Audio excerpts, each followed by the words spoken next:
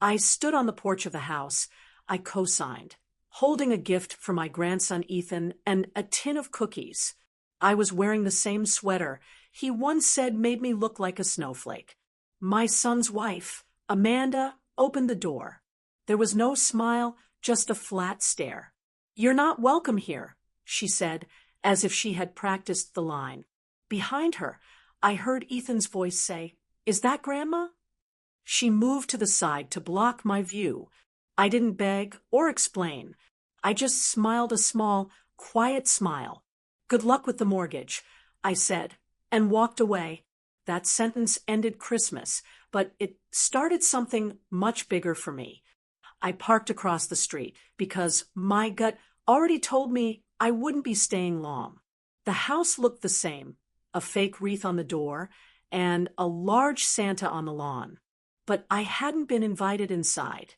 I told myself it didn't matter, that I was a mother showing up with cookies and a gift for her grandson. I even wore that itchy snowflake sweater Ethan liked last year, thinking it might make him smile. I rang the doorbell. I could hear the TV playing a holiday cartoon inside. Then the door swung open and Amanda stood there. Her robe was tied too tight, as if she was ready for a fight. Her eyes were glassy. "You're not welcome here," she said. It was not a greeting or a kind word, just that. I froze for a moment, just long enough to hear a child's footsteps and his voice calling from the living room. "Is that Grandma?" I tried to look past her, but she moved to block my view. "Brian's not up," she added. "He had a rough night." My jaw tightened. I just came to drop off some cookies and Ethan's gift. I held up the tin and the wrapped box like an offer of peace, but she didn't even look at them. "Leave them on the step," she said, and tried to close the door. My hand went out and caught it. Not hard, just enough to hold it open. "Amanda, I co-signed the loan on this house. Don't forget that." She rolled her eyes. "You've mentioned that every holiday and barbecue since. You think that buys you a free pass to come into our lives whenever you want." I let go of the door. No yelling, no loud voice, just one breath. "Good luck with the mortgage," I said, and turned around. I didn't even hear her close the door.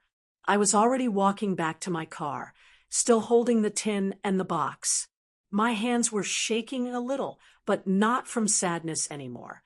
That woman had been slowly pushing me out for years. And Brian, he used to be a strong person, used to have a heart.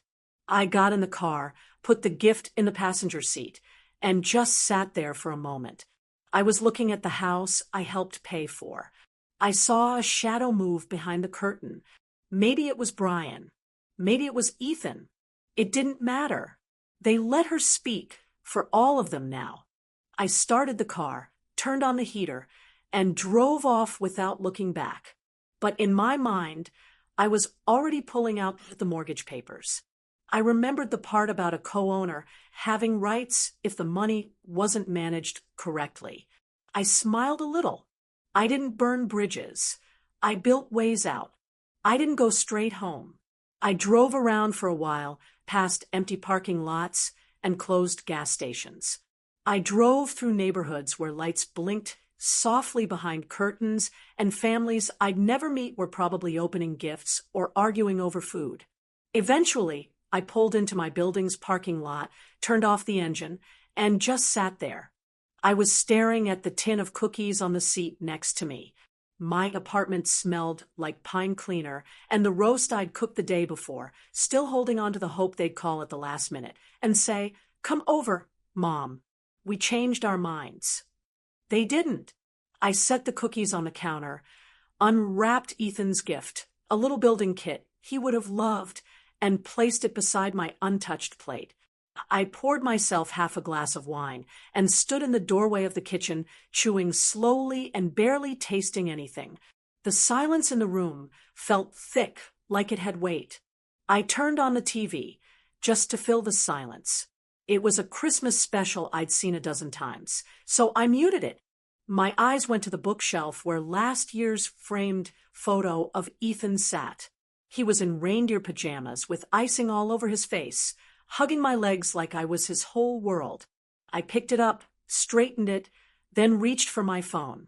His daycare had an app where they sent photos and updates, but I wasn't on the parent list anymore. I found his old contact, pressed call, and it went to voicemail. "Hi, sweetheart. It's Grandma," I said softly. "Just wanted to say I love you. Merry Christmas. I hope you're having fun." I paused, then added, "You can call me anytime, okay? I miss you." I hung up before my voice broke. Then I set the phone face down. The wine burned a little going down. I walked to my tiny office space, pulled open the drawer where I kept important documents, and looked through the folders until I found it, Brian and Amanda's mortgage packet. I hadn't looked at it in years. There it was, my signature on the co-owner line, the stamp from the notary, the fine print about refinancing needing both signatures. I looked through the pages slowly until one page stopped me completely, a refinance paper from last year. It was something I never saw and something I never signed. But there it was, my name, a fake signature, Amanda's name beside it, and the date. Right after my birthday. My stomach tightened. I stared at it, then at the signature, then back again. The curves were wrong. The slant was wrong. I hadn't touched a pen that day. I pulled out my phone and texted Joan, an old friend who worked in a bank for 20 years and signed every big document for me. "Can I come by tomorrow?" I wrote, "I need you to look at something, mortgage stuff." She texted back 2 words, "Of course." I sat there a while longer, holding that fake page as if it were a lit fuse. I wasn't just disrespected or pushed out today. I was used and deceived. And somewhere inside that house, my grandson was being raised by someone who had no problem with committing fraud, erasing family, and smiling through it. I picked up the cookie tin, walked to the trash, and dropped it in without a second thought. Amanda wanted to erase me from their lives. She should have been more careful about leaving a paper trail. I poured the rest of the wine down the sink and pulled out a notepad. Tomorrow I'd see Joan. Tonight I'd start writing down every date, every payment, every lie I'd been told. Because if Amanda wanted a war, she'd just declared it. And I'd been quiet for far too long. The next morning, I showed up at Joan's little house just after 10 o'clock with my papers in hand. My fingers were still stiff from holding the steering wheel too tightly the whole way there. Joan answered the door in slippers and a coffee-stained sweatshirt, and before she even hugged me, she said, "You look like hell." I didn't argue. She led me into her kitchen, where the smell of burnt toast lingered, and I spread the papers out on her table like a puzzle I already knew the answer to, but needed her to confirm. "Here," I said, pointing to the refinance page with the fake signature. "That's not mine." She sat down, put on her glasses, and studied it without a word.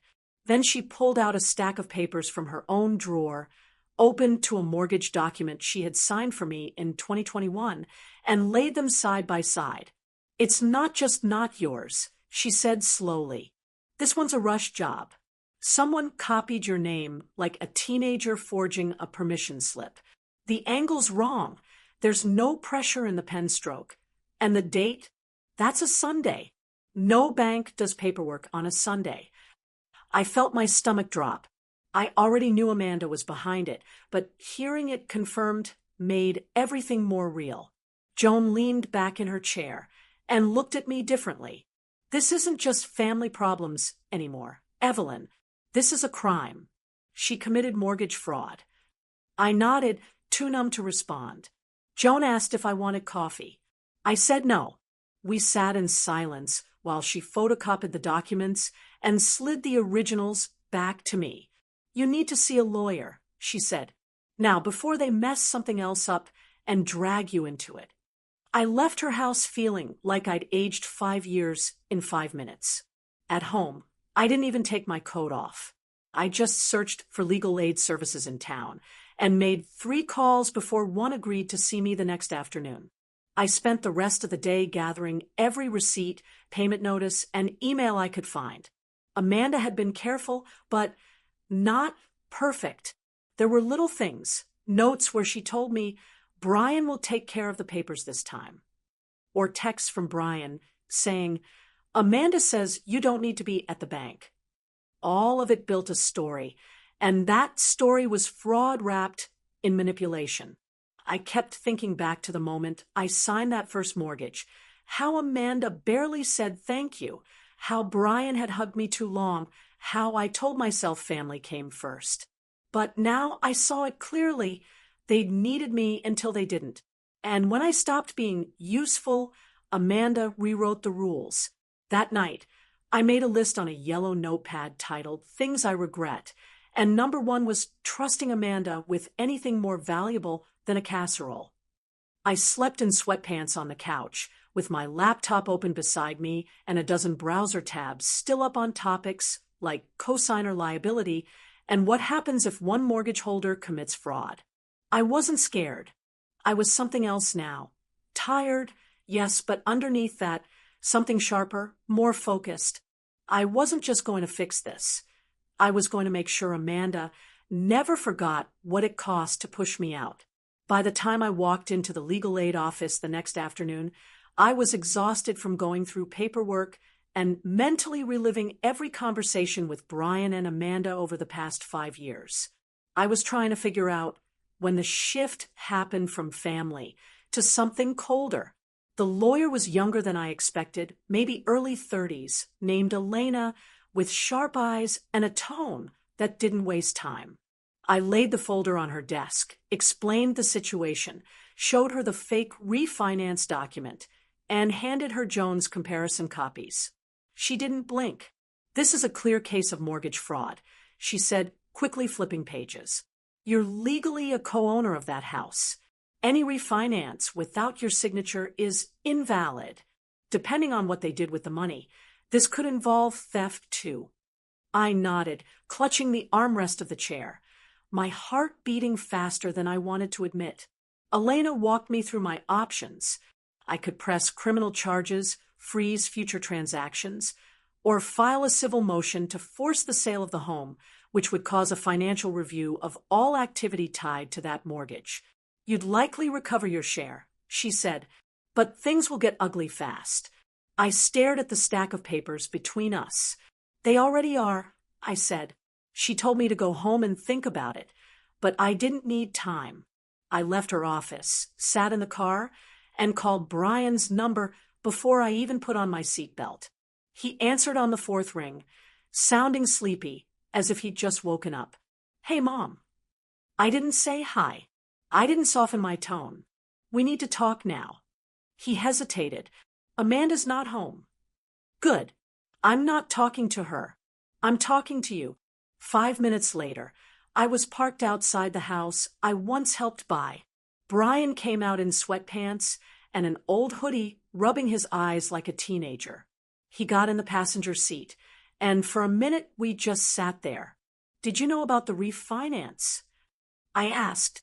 He didn't answer. Brian. He let out a breath. Amanda said we'd lose the house if we didn't do it. She said you'd never agree. So you let her forge my name? I didn't see it until after. I thought maybe it wouldn't matter. I turned to face him, my voice low but steady. It matters. And you let her erase me from my own agreement. I co-signed for you because I trusted you. I'm sorry. His voice cracked, but it didn't change my mind. I wasn't here for apologies. You need to fix this before I do, I said, because I met with a lawyer, and if you think Amanda's lies end here, you're wrong. He nodded slowly, eyes down. I'll talk to her. No, I said, you'll listen. She's going to panic. And when she does, don't cover for her again. Not this time. He got out of the car without saying anything else. I watched him walk back inside, his shoulders low like a boy caught cheating on a test. That night, Amanda called me. I let it go to voicemail. Then she texted, "You don't want to start a war. You can't finish. I stared at the screen, jaw tight, then hit record on a new voice memo and read the text out loud for documentation. After that, I blocked her number. I wasn't bluffing, and she knew it. The next morning, an envelope slid under my door. No return address. Inside was a bad copy of my driver's license and a typed note that read, "Be careful what you dig up." I didn't flinch. I just added it to the folder, stapled it to the fake mortgage document, and wrote across the top in red marker, "Evidence." Amanda had officially declared war. What she didn't know was that she'd just given me her first recorded threat. 3 days passed without a word from Brian. No texts, no calls, no knock at my door.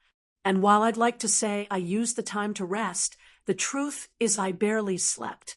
I kept waking up thinking about Ethan, wondering what he was being told, what version of me Amanda was giving him, and if he believed any of it.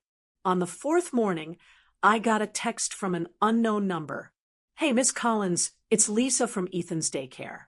I ran into an issue and figured you'd want to know." I blinked at the screen for a second, trying to remember the name, and then remembered Lisa used to sit behind me at church before Amanda insisted they stop going. I called immediately. Her voice was quiet, hesitant but kind. "I probably shouldn't be doing this," she said, "but I found something in Ethan's cubby, and, well, I thought you'd want to see it." 20 minutes later, I was parked in front of the daycare. She slipped out the side door with a folded piece of paper and handed it to me as if it were forbidden. "He drew it last week," she said. "Didn't say much, but it felt important." I nodded, thanked her, and opened the paper in my car. It was a crayon drawing like a child would draw, but clear, a house with 3 stick figures, 1 tall, 1 medium, 1 small. Off to the side, behind a window, was a 4th figure with a sad face drawn in heavy blue marks. Underneath, in blocky kindergarten letters, "Grandma is outside." My throat tightened. I ran my fingers over the paper, my heart pounding, and felt something break inside me. Not from anger, but from a kind of sadness I hadn't expected. Not just for myself, but for Ethan. That he was already learning what it felt like to be cut off, that his world had cracks in it, that the people who were supposed to love each other without conditions were playing games he didn't understand. I drove straight home and made a copy of the drawing, then scanned it into my phone. I opened my messages, found Brian's contact, and sent it without a word. No explanation, no guilt. Just the picture. I knew he'd see it, and I wanted him to sit with it the way I had. 10 minutes later, he called. I let it ring twice before answering. "I saw it," he said quietly. "What did he say when he drew it?" I asked. "He just told Lisa he missed you. That's all." "And what did Amanda say?" "Silence." "Brian." "She told him you're too busy now, that you don't want to see him."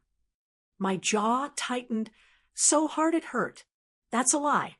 You know it. And he's going to grow up knowing you let her say it." "I'm sorry."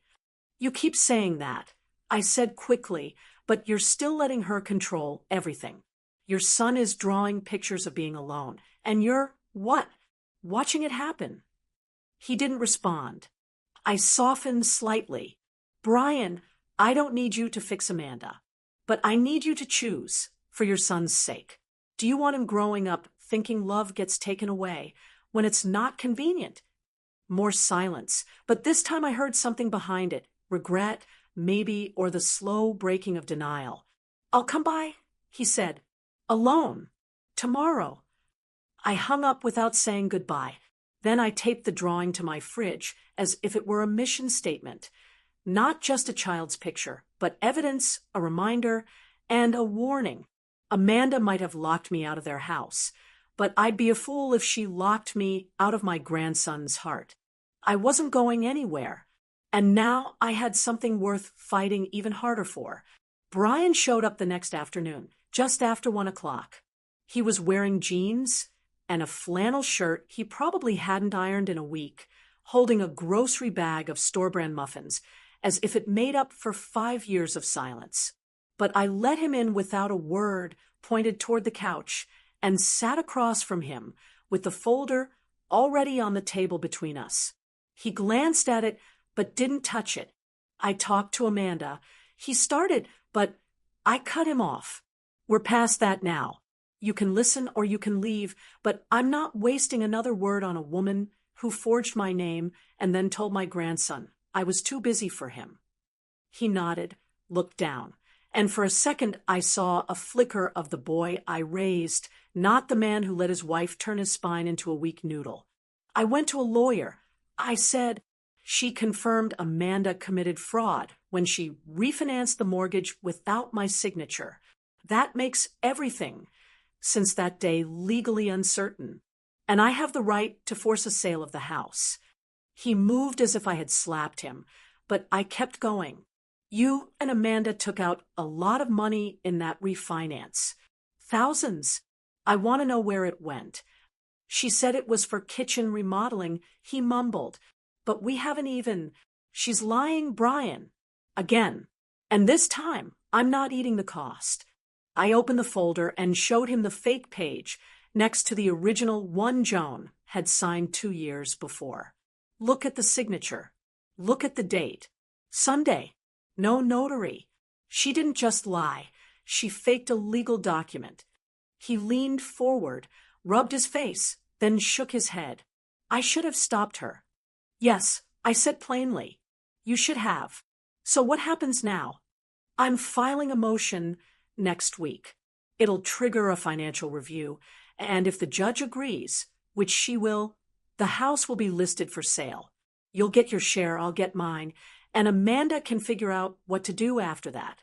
He sat there like a man who'd been hit by a train and just realized it. What about Ethan? I'm not kicking him out. I said, I'm kicking her out. You want to stay involved in your son's life. You find a way that doesn't include letting his mother commit crimes and turn him against people who love him. He nodded slowly, and for once I believed he meant it. I handed him a copy of the drawing Ethan made. He's watching Brian. He sees everything. Brian didn't cry, but his jaw tightened as if he was holding back a flood. He asked if he could call you. Amanda said no. She doesn't get to decide that anymore, I said. I'll get him a phone, something she can't control. Good, I said, standing up, because I'm not going anywhere, but I'm not playing nice anymore either. He left without hugging me, and I didn't expect one. What I needed now wasn't affection, it was action. I called Elena the next morning and told her I was ready to move forward. She filed the motion that afternoon. The paperwork was real, official, heavy. I stared at the stamp pages and felt something settle in my chest. Not peace exactly, but forward movement. Amanda wanted to erase me with lies. I'd fight back with facts. And the next time Ethan drew a picture, I'd make sure I wasn't behind the window. I'd be sitting right there beside him. It only took 3 days for the court notice to reach their mailbox.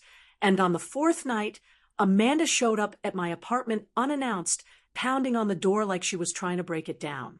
Her voice was already loud before I even got close, saying something about being betrayed and about family, and how I had no idea what I'd just started.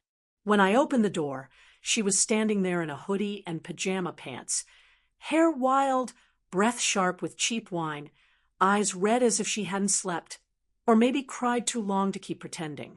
You think you can do this to me? She screamed, stepping forward until I raised my phone. One word, and I'll call the cops, Amanda, and, I'll follow through. She froze, not because she believed me, but because for once she realized I wasn't bluffing, that the version of me she'd bullied and dismissed for years had been replaced by someone who now had paperwork, power, and nothing left to lose. You ruined everything, she hissed, her voice lower now but shaking. Brian's a mess. Ethan's confused. And you're acting like some crazy person, but all you ever wanted was control. I didn't move. No, What I wanted was to be respected. I gave you my name on that mortgage because I believed my son when he said he needed help. I never asked for anything except a seat at the table. And you've spent years trying to push me out of the house I helped you keep. We were doing fine until you showed up, she snapped. You forged my signature, I said calmly, lifting the phone slightly to remind her it was still recording. That's not a boundary. Amanda, that's a felony. She scoffed, but her eyes flickered with panic. You're bluffing. No judge will tear a child out of his home just because your name's not on the original loan. I cut in. You're not protected the way you think you are. And this judge already approved a financial review, so you might want to get your lies in order before someone asks you under oath where the money went. Her mouth opened, then shut, then opened again, but nothing came out. I stepped forward. You messed with the wrong woman. Amanda. I spent 30 years raising a son, paying bills, managing a household. You think I can't handle one spoiled fraud with a wine habit? She stepped back, visibly shaken now, her voice cracking as she said, You'll regret this. Maybe, I said, and then closed the door slowly, locking it in one smooth motion. I leaned against it for a moment, my heart racing, but I didn't feel scared. I felt steady, grounded, as if I'd finally drawn the line that should have been drawn years ago. I texted Elena immediately, told her Amanda had shown up, and that I had a partial recording. And she replied within minutes, Good. That's harassment. Save it. This helps us. I sent the audio, then poured myself half a glass of water and stood in the kitchen staring at the fridge where Ethan's drawing still hung. I ran my fingers over the crayon lines and thought about him sleeping in that house right now, unaware that everything around him was about to shift. I wasn't trying to take his home away. I was trying to protect what little innocence he still had. Amanda had started this war when she chose lies over honesty, and tonight she lost control because she finally realized her house of cards wasn't just collapsing, it was being torn down, one legal page at a time. And I would keep going, brick by brick, until the truth stood tall in its place. The next morning, I found a voicemail from Brian from just after midnight. His voice was low and shaky, as if he'd recorded it from inside a car. I left, he said. I couldn't do it anymore. She threw a mug at the wall and told me to pick a side. I picked Ethan. I'm at a motel off Route 3. I don't know what to do next. I listened twice before calling him back. He answered on the first ring, sounding like he hadn't slept. I asked if Ethan was with him, and he said no. Amanda wouldn't let him take him, not without a fight. And that's what broke him, realizing she'd used their son as a tool the second she lost control of everything else. I told him to come by, and an hour later he showed up, looking empty, with dark circles under his eyes, a plastic bag of clothes in one hand and a folder in the other. He didn't sit when I offered. He just stood in the middle of my living room as if he didn't deserve a chair. I need to tell you something, he said, something I should have said a long time ago. I stayed quiet and let him talk. He told me he knew about the fake signature before it happened. Amanda had brought it up, said she'd found a way around it. And when he argued, she threatened to leave to take Ethan and disappear to her sister's house in another state. And in that moment, he froze, convinced that losing her meant losing his son. And so he let it happen. I didn't sign it, he said, but I didn't stop it either. I was weak. I was scared. And I let her cross the line, thinking it wouldn't matter if no one found out. I asked what changed, and he looked at the fridge, at Ethan's drawing, and said he drew another one at the motel, just a stick figure holding a suitcase. He said it was Daddy leaving the madhouse. I didn't cry. I didn't yell. I just walked over, took the folder from his hand, and inside I found his statement. Every detail of the refinance fraud, how Amanda planned it, where the money went, receipts of her purchases, a new credit card, a secret online account money sent to her sister. He printed it all. You're testifying? I asked. He nodded. I'll do whatever it takes to make it right, even if it costs me custody.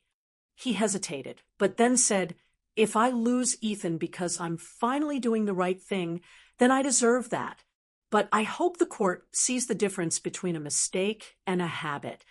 I made coffee while he sat silently at the table, and for the first time in a long time, it didn't feel like mother and son across from each other.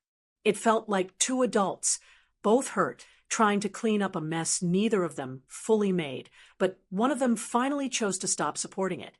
He left a few hours later, said he'd go back to the motel until the next court date, and I promised I'd be there every step of the way. That night, I mailed Ethan a book, something simple about astronauts, and inside the front cover I wrote, no matter how far you go, I'll always be watching the sky with you. Love, Grandma. I included a small phone with my number already saved and instructions for a 5-year-old on how to use it, a quiet rebellion, a safety rope, a connection Amanda couldn't cut. I went to sleep with the lights on, not from fear, but because I knew that in the dark corners Amanda used to hide her secrets, we were finally shining enough light to burn them down. 2 weeks later, the house was listed for sale, and the ad was live with words like cozy, charming, and motivated sellers. But behind those real estate smiles was a legal mess held together by forced cooperation and signed papers. And I watched it all happen like a woman finally cutting the last frayed rope off her wrists. Amanda didn't show up to the court hearing. Her lawyer claimed stress and said she'd moved to her sister's house in another state temporarily. But the judge didn't move. Elena presented the fake document, Brian's statement, the financial review that showed how Amanda rerouted over $34,000 into her personal accounts, and the judge approved the forced sale without hesitation. Brian and I stood outside the courthouse afterward. No celebration, just quiet agreement. You okay? I asked. He shrugged. No, but I will be. The house was sold faster than I expected. Apparently, the market was desperate for anything under $200,000.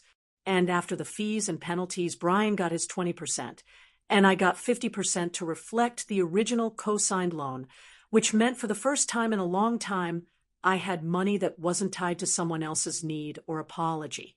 I bought a small house to fix up near a school, single-story, pale green, with cracked siding and a yard full of dead leaves. But it felt like mine, in a way nothing else had since my husband passed away. And when Brian showed up that first Saturday with Ethan and a paint roller, I didn't ask questions. We didn't talk about Amanda. We didn't talk about what came next. We just painted walls, trim, even the mailbox, which Ethan insisted had to be blue, because mail feels sad and needs cheering up. I made sandwiches. Brian fixed the broken door hinge, and for the first time in months, everything felt normal. It felt like we weren't dragging our hearts behind us anymore. Ethan stayed for the weekend, slept in a fort of bed sheets in the guest room, and Sunday morning he handed me a drawing, me and him on a swing set and Brian holding a hammer behind us. It's our new house, he said. I taped it next to the first drawing on my fridge. Looks perfect, I told him. Brian sat on the couch after Ethan went to bed, looking at his hands as if he didn't recognize them. I don't know what kind of dad I've been, he said, but I'm going to be better. I nodded. I didn't make it easy. I didn't say, you're forgiven. I just said, start with being consistent. Kids trust what they see. He nodded as if that was more useful than anything he'd heard in therapy. The house sale closed officially a week later. I got the money in the morning, signed the last papers in the afternoon, and poured a glass of iced tea that night while sitting on my new porch watching Ethan chase a ball across the small patch of grass. I wasn't bitter anymore. Amanda was gone. Maybe for good, maybe not. That wasn't my problem. I'd stopped trying to fix what others broke just to have a piece that didn't include me. I had a house, a grandson who laughed again, and a son who was finally learning that love wasn't about silence. It was about showing up when it mattered most. And now, for the first time in years, I was home.